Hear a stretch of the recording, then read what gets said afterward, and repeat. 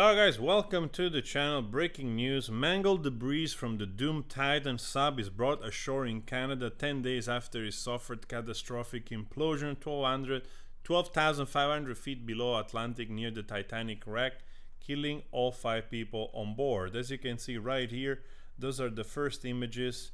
I had done a video in the past, but unfortunately I had to pull it off the net because were AI generated images. Those ones are real. This is the back of the submarine. I suppose some of this stuff went back to the surface. The submarine was made of non-contiguous material, a tube of carbon fiber and 2 domes of titanium.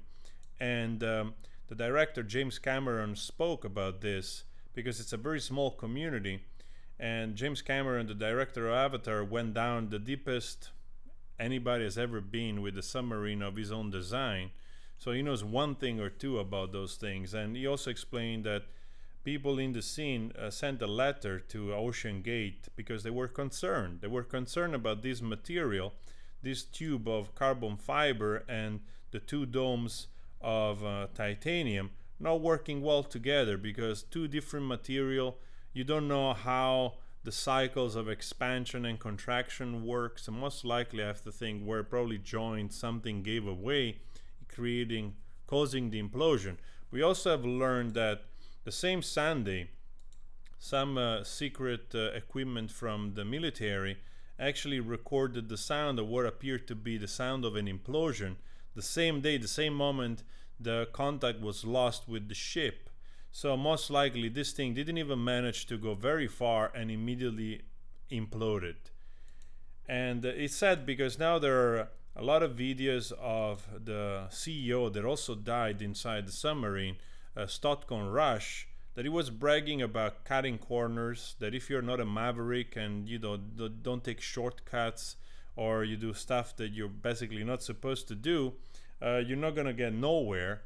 But that type of reckless behavior of actually not testing the material, with not doing the proper certification, cost the life of 5 people.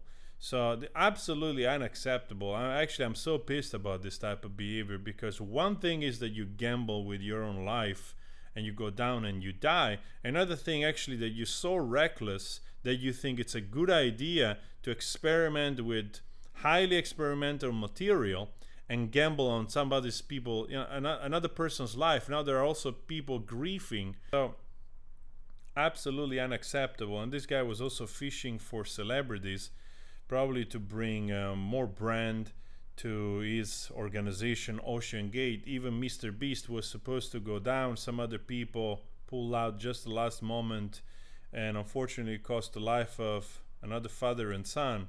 Really nuts. I don't know if this also part here on the bottom is some other things of the submarine, but as you can see, there is not much left, and most likely this is maybe even stuff that went on back to the surface on its own.